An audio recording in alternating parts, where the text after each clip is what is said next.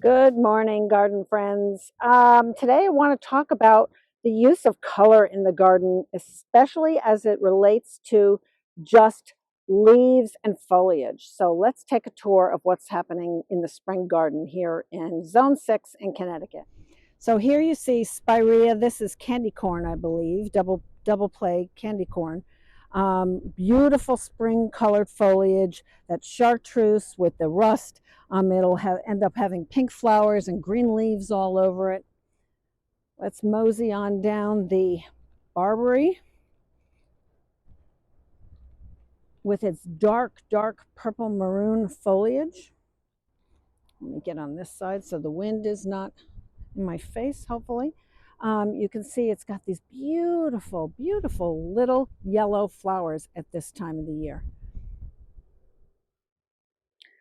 So one of the highlights in my spring garden are stilbees. I have tons of them. I've had them forever. I have all different colors. Again, the foliage is just so beautiful, even without the flower spikes. So here's a few different varieties you can see here. Getting ready to come up, Solomon's seal with its variegated leaves.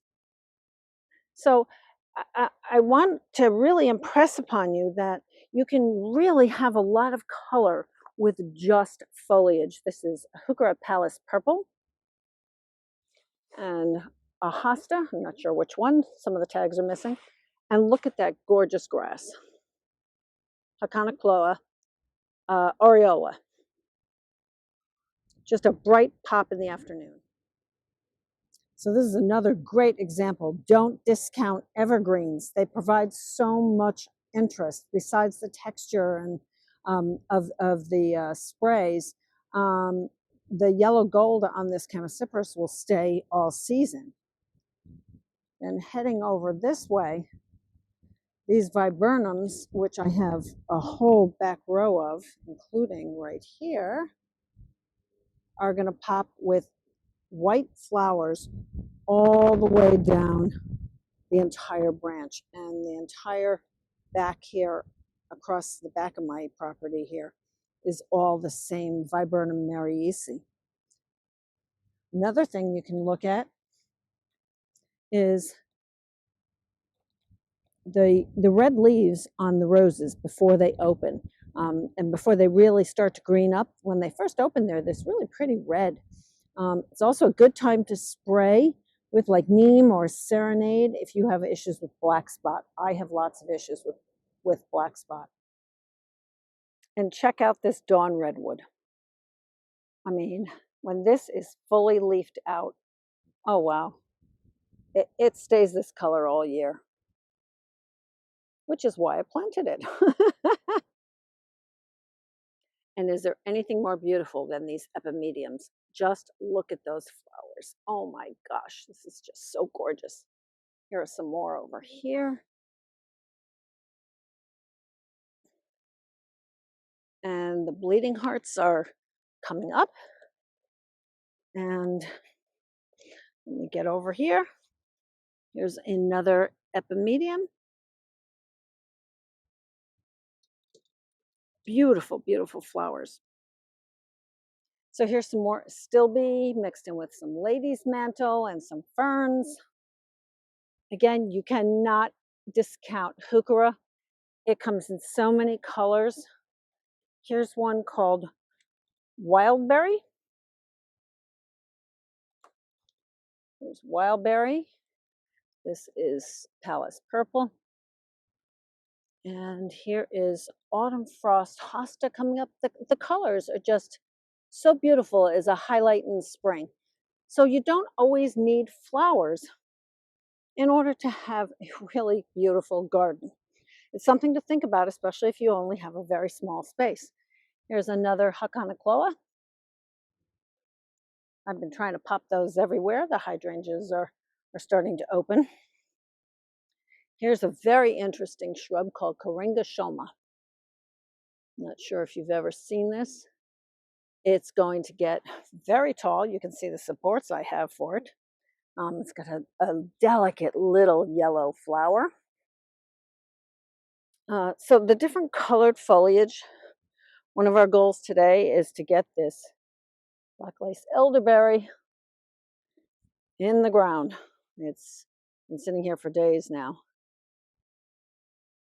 So this, I think, will be a nice spot right behind this bench, and it'll really fill in this whole area behind it. Again, another Cloa, and some more hostas coming up with the Spireas behind them.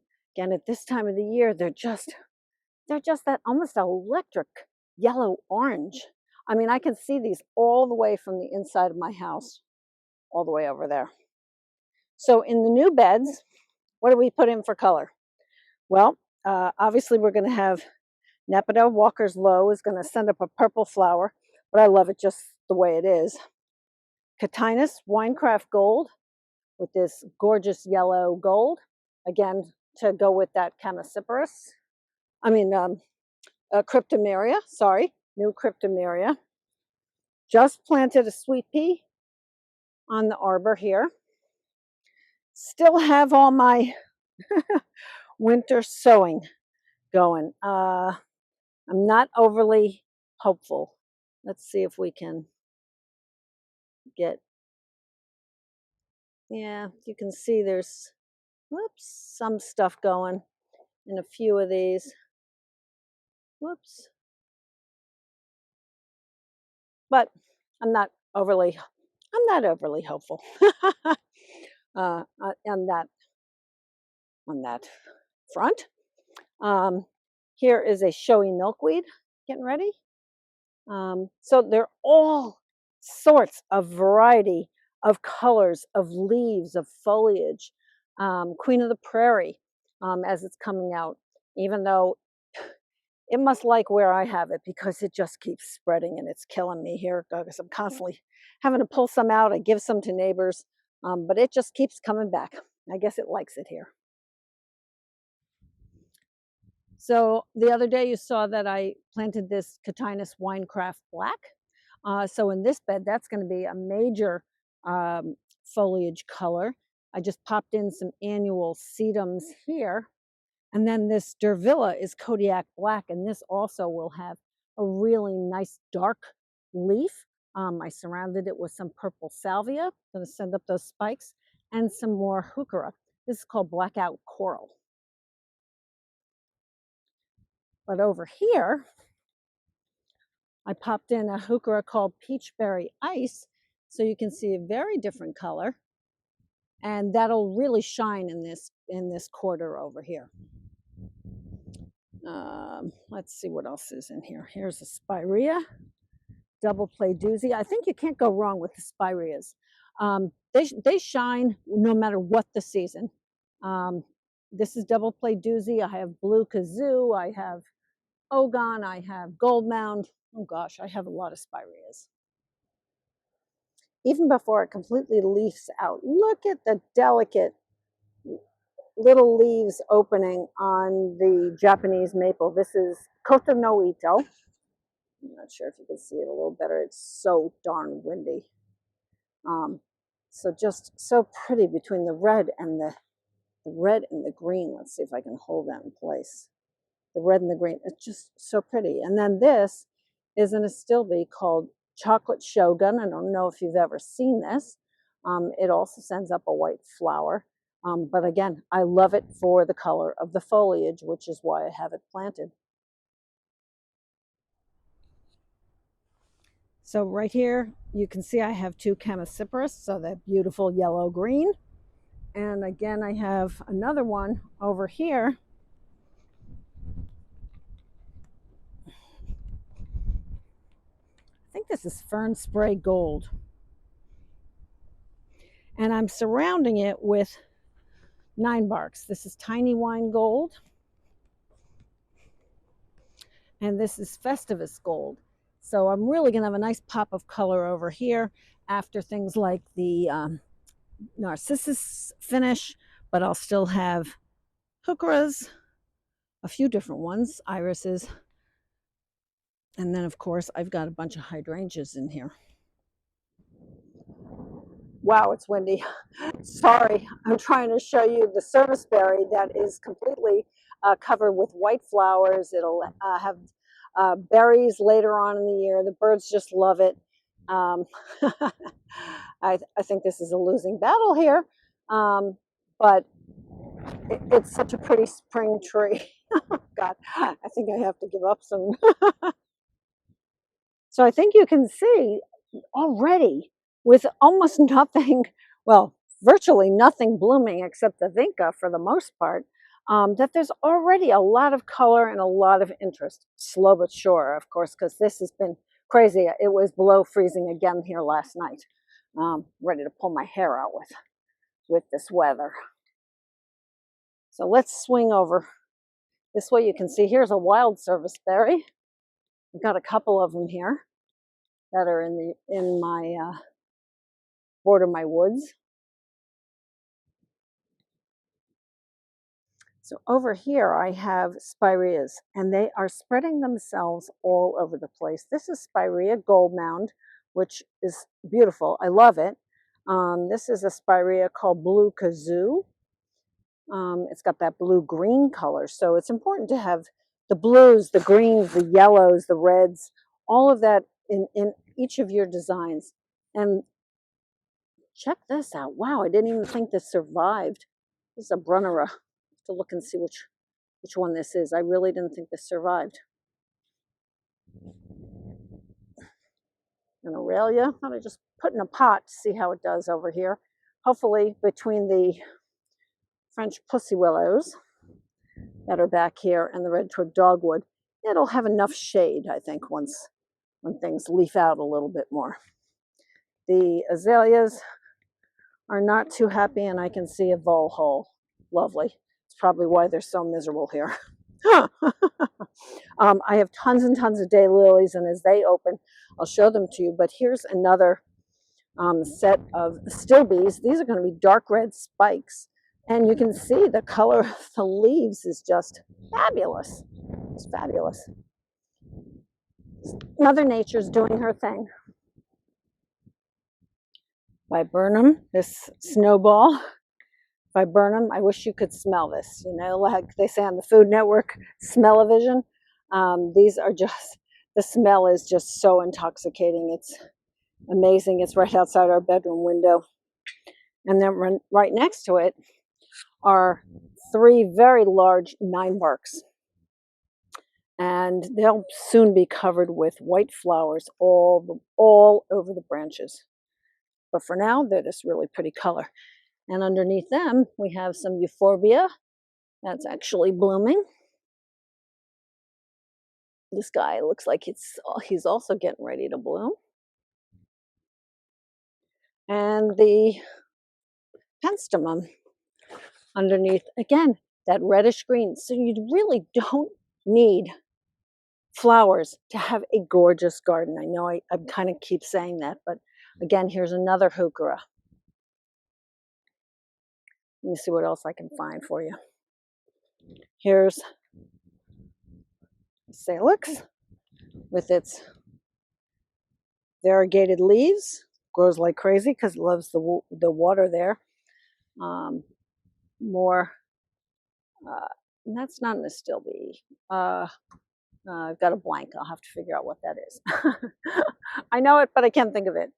And then the Burnett that I was showing you the other day when I was at a garden center. I have tons of these. They send up little lovely flower spikes that I really like. Whoops. Look at these little guys. They found their way over here when I transplanted this Salix. They're just happy as heck, hiding out underneath the tree here. I'm not a big one to pull out self-seeders. It depends what they are. Queen of the Prairie is really invasive in my property. So are black-eyed Susans, and I do end up pulling them out. I give them to neighbors or whatever. But for the most part, if something's happy somewhere else, I say let it be. All the vinca is blooming right now, despite it being freezing cold and windy as all heck. So if you have room, I have some river birches here. And again, even without any leaves, look at the gorgeous peeling bark on the river birch. These are one of my favorite trees, just for this reason. They provide interest all year. Let me see if I can move back a little bit so you can see them. Then come on over here. What a disparity between the peonies. This is kind of hysterical. Here's coral charm, completely up and got a bud, I see. And then here is, let's see, red star over snowy steppe from Cricket Hill Garden. Wait, from Cricket Hill. That's hardly doing anything. This looks like it might be, I don't know where the tag is, Festiva Maxima or Sarah Bernhardt, one of the two. Sarah Bernhardt. And this is an Ito called Canary Brilliance. I talked about peonies a little while ago. Here is Spirea ogon. I think my first video I was showing you the Spirea ogons, and now they are all covered in those little white flowers. They're just so pretty. We do have a few tulips that are up. This is Tulip Pride mix from Color Blends.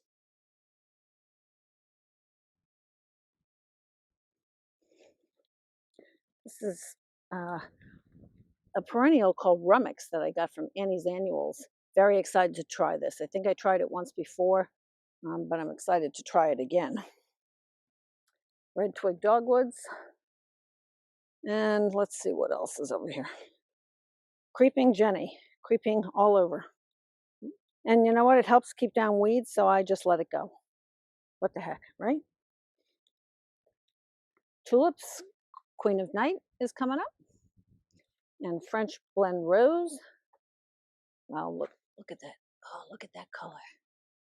Just getting ready. Look at this. Oh, beautiful.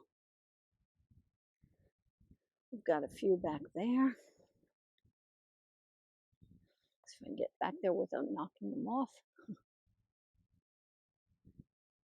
Queen of Night is always so pretty. You gotta love that beautiful dark purple. And if you want to cut tulips, this is a good stage right here to, actually even earlier. So this stage, as soon as you can see the color, is when you want to pick them, if you're going to pick them for cutting. And getting to the end, this is Candy Prince tulips. There are a few different kinds in this part of the bed. This is pretty. This is the one that opened first for me. I also have Very Chic. Over here, there's a white one over here also.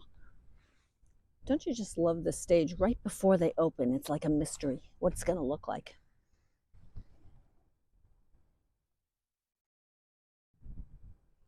So my yellow magnolia is blooming.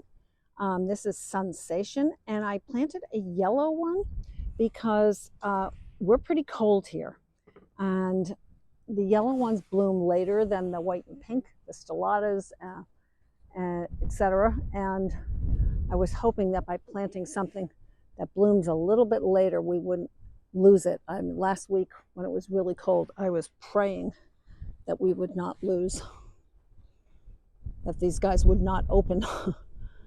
So this is Sensation. And last but not least, my crabapple bed. So the flowers are really getting ready to pop here, all over here, and the daffodils are pretty much, well, they're all still open. Like I said, it's pretty cold here. And then the fritillaria are beautiful. And I got to add more of these with the muscari. Really pretty. So there's a tour of what's happening. Got the containers out. They all need to be leveled up. So I hope your spring gardening and weeding and all that stuff is going the way you want. And I'll just sort of keep you updated about what's happening in my garden and what I'm working on and what I'm doing. See you till next time.